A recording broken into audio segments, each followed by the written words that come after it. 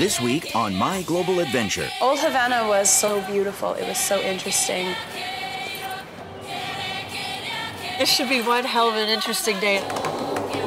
I was a little concerned that I was gonna panic.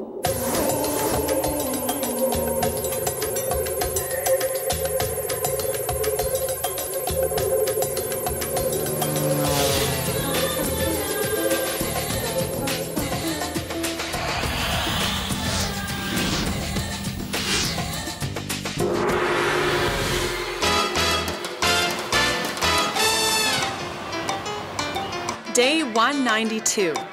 We're in the Caribbean's largest city, in a country that is also the region's least commercialized. It's also the last bastion of communism, just 90 miles from the American shore. The country, of course, is Cuba, the city, Havana.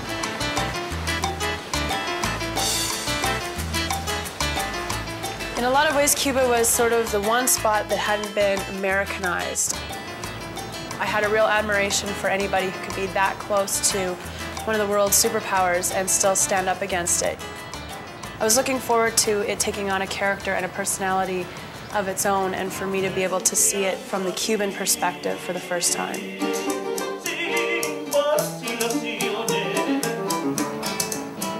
"30 years separate the U.S. embargo of 1961 and the fall of the Soviet Union, but both are pivotal points in Cuban history. Both are responsible for much of the island's political and economic isolation, and for the resourcefulness of the Cuban people. It's a country that seems frozen in time, but while it may be broke, the Cuban spirit is far from broken. Case in point, the number of mint-condition American cars still cruising on Cuban streets and highways.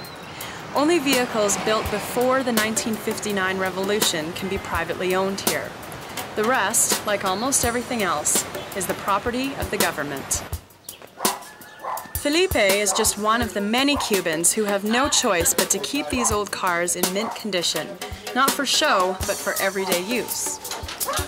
And it's a testimonial to their ingenuity, because definitely. With the blockade, it's impossible to get parts from the States. And so they fabricate parts on home lathes, and they get some parts from Russian cars, and they modify them. In some cases, the engines have been rebuilt so many times that there's just nothing left to rebuild. So the invitation to visit Felipe and his friends hasn't come by chance.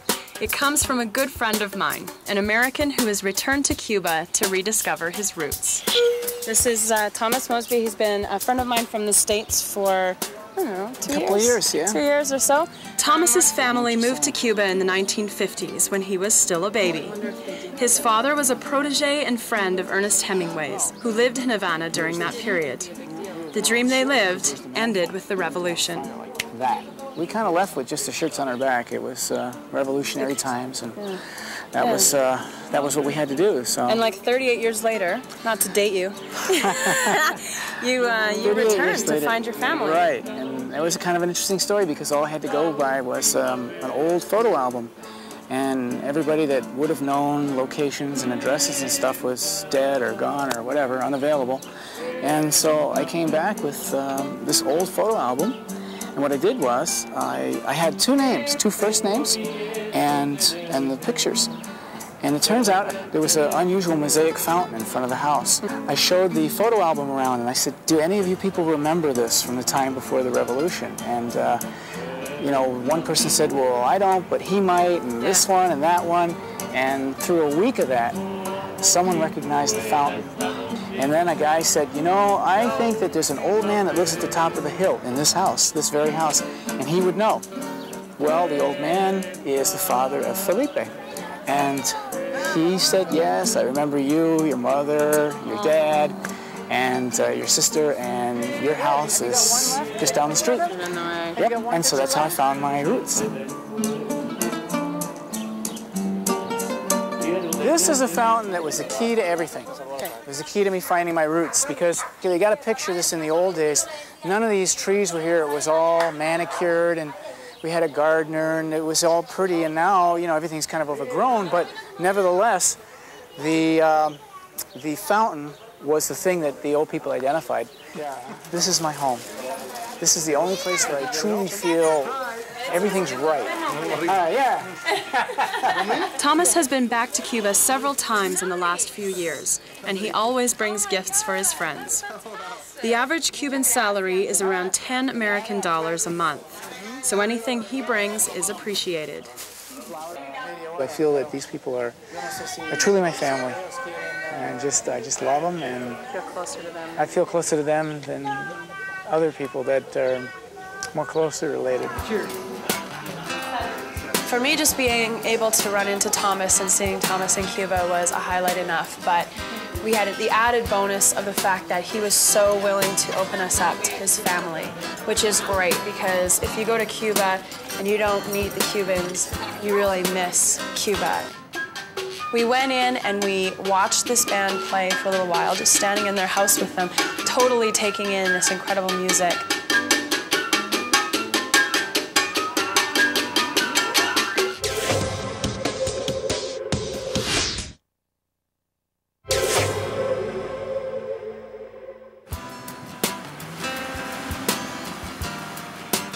Day 193.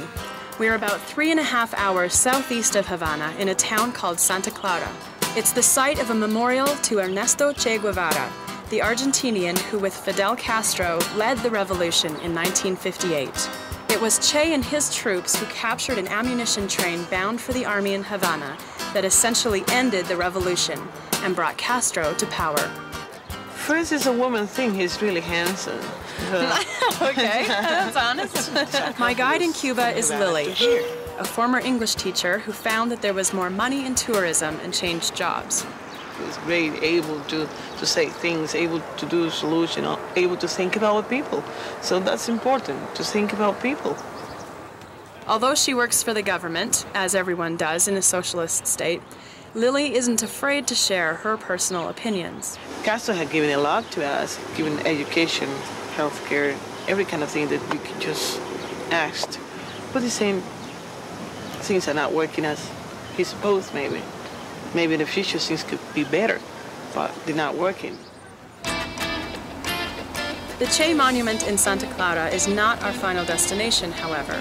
It's just one stop on the way to historic Trinidad, the oldest colonial town in the Western Hemisphere, and once a haven for smugglers and slave traders. Our driver is Julio, who has been driving tour buses for 14 years. That's because he can't find work for what he was trained to do. Julio was a perfect example of how the revolution just didn't work for the people in Cuba. He was an electrical engineer, but he was in Cuba, and he could actually make more money driving tourists around in a van than working with any of his education. The main source of income in the Trinidad region is sugarcane, the chief ingredient in Cuba's world-famous rum. The town itself is like something out of a storybook, captured forever in another time. Trinidad was this eclectic, old, little piled up town that had broken down little cobblestone streets, and it was Cuba. It was a truly genuine little town.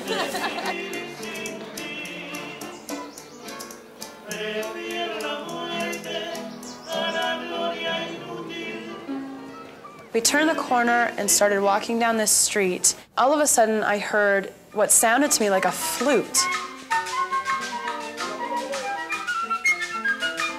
We turned around and we went back to this house, and the doors were open, so we kind of peeked in. Here was this incredible band.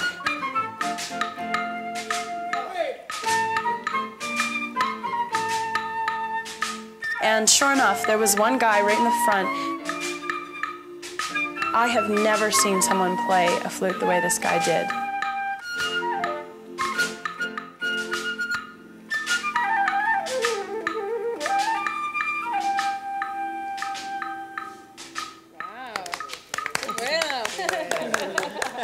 Something like this just seems too good to be true. And I really want to talk to these guys about music, but I don't want to ruin this moment. But I thought, you know what?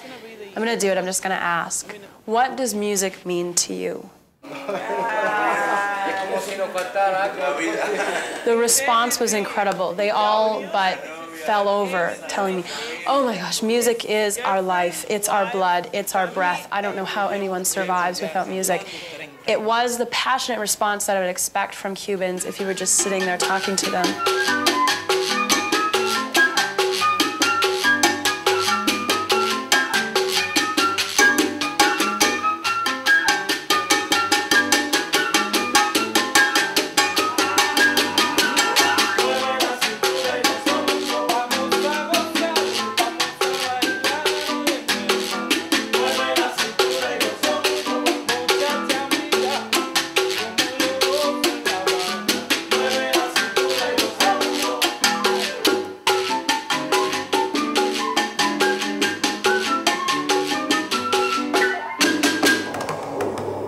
Ever since I was little, I have never even as much as been able to watch footage of shipwreck on TV because they freak me out.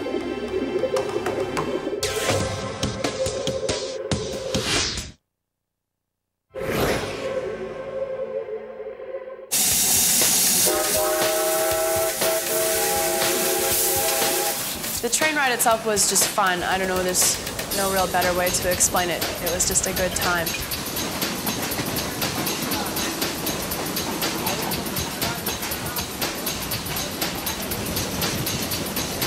For me, it's a great way to see the Cuban countryside. And at the end of the line, another adventure awaits, courtesy of the My Global Adventure web audience. Your adventure today is going scuba diving. At long last, we are actually going to make it into the water. We attempted this in South Africa.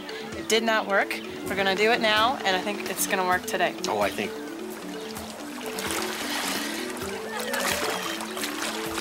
Finally, we were going to manage to use the scuba diving lessons that we had taken way back in South Africa when it didn't work for going shark diving. We were both really excited about going underwater, not only because we both wanted to finally be scuba diving, but because Cuba has the second largest coral reef on the planet. All equipment and check equipment.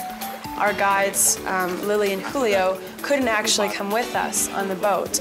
Anybody who lives in Cuba, any Cuban, has to get special permission to actually leave land. They can't even go onto a boat because I guess the government is worried that they'll flee. Yes, I'm just a little bit nervous. First time doing this in the ocean, the actual ocean where things live and stuff. Okay.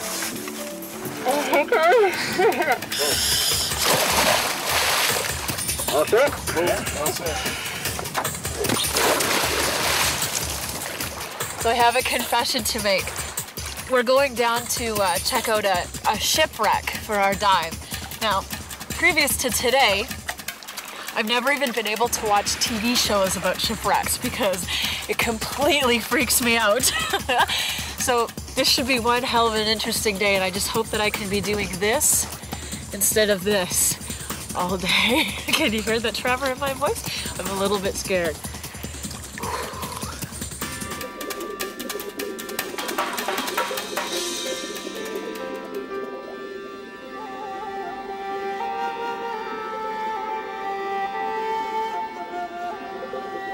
The whole experience was so peaceful and so gorgeous.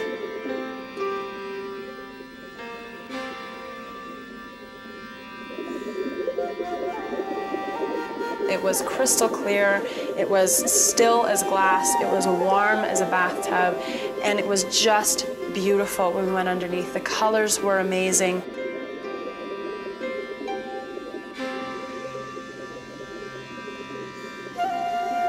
There's only sort of one small rift in it.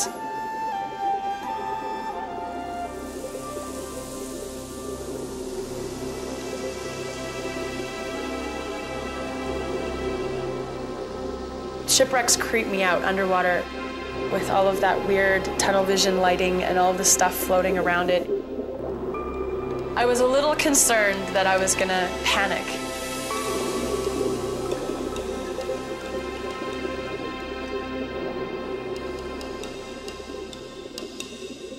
But you know what? The closer I got to it, just the more comfortable I was underwater. It was too beautiful to be worried about anything under there.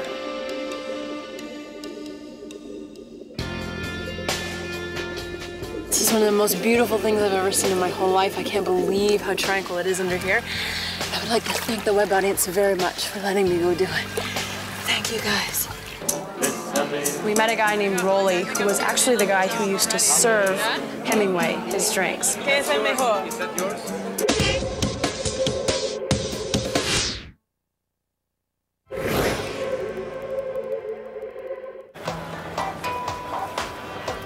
We're back in Havana.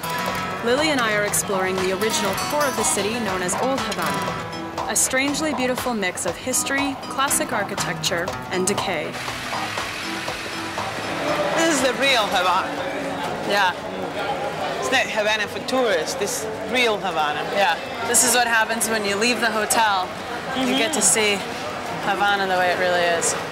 For me, I don't know. I still love it, but maybe if any time I left this place, I would miss it, for sure. What would you miss about it? I would miss the people. I said nobody will say hello like a Cuban will. Nobody would just tell you anything passing by. Or I don't know, it'd be always a face trying to smile to you. Or either when they're not smiling, say, smile, please. Old Havana was sort of a paradox to me. It was so beautiful, it was so interesting, it was so old and eclectic. The people who live in Havana make an average of, $7 to $12 American a month to live on. They live in old, broken down homes because they can't afford to move anywhere else, or there isn't anywhere else to go.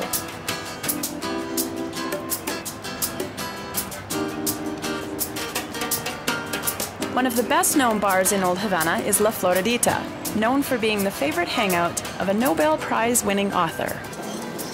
We're sitting here in La Floridita, having lunch before we learn how to make Hemingway's favorite drink. Because if you don't know, Mr. Ernest Hemingway used to live in Cuba, and he used to come here very frequently for what's now referred to as the Hemingway Daiquiri, which we're actually sampling right here, right now. It's a fantastic little joint.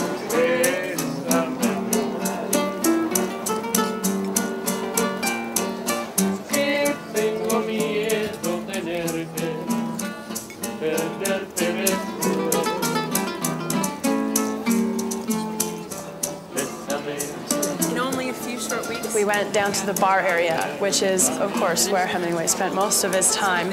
And we met a guy named Rolly, who was actually the guy who used to serve Hemingway his drinks. So you will do the first daiquiri in your life? This is my first ever.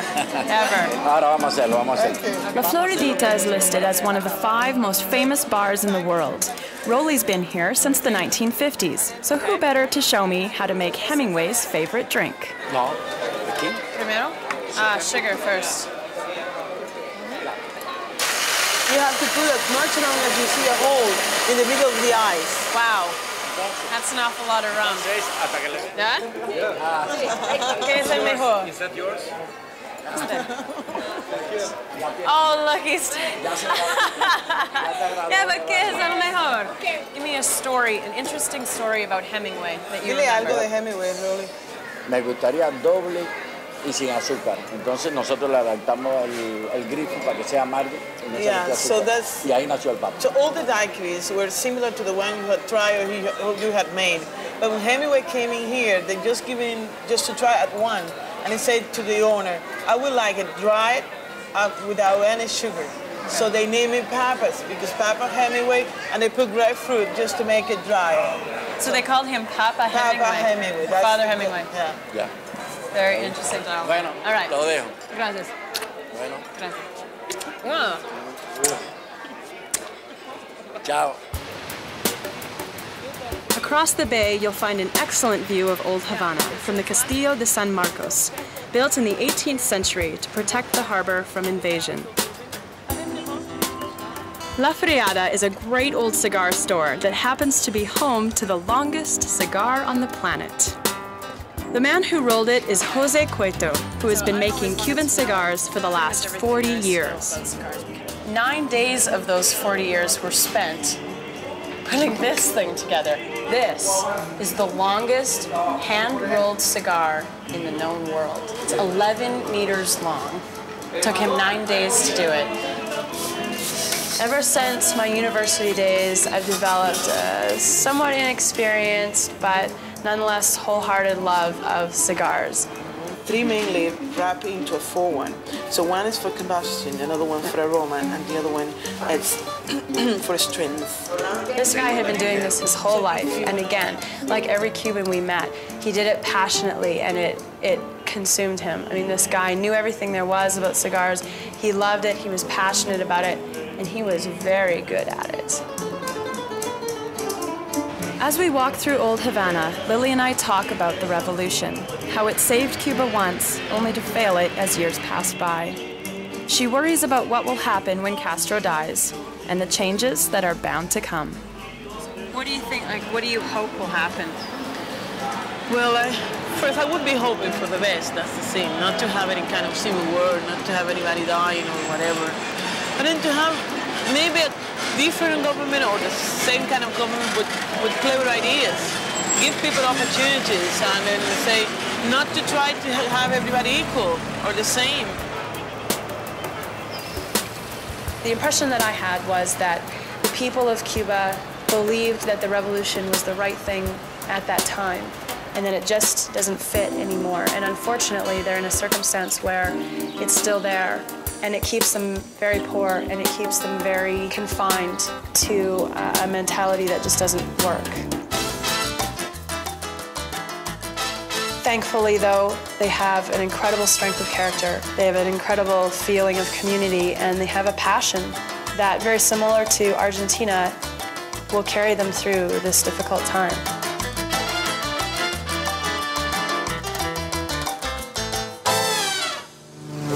Coming up on My Global Adventure. The client understands and agrees that the mission can result in complications, air sickness, heart attack, injuries to the back, neck, and head due to the violent nature of the mission. This is so my dream come true.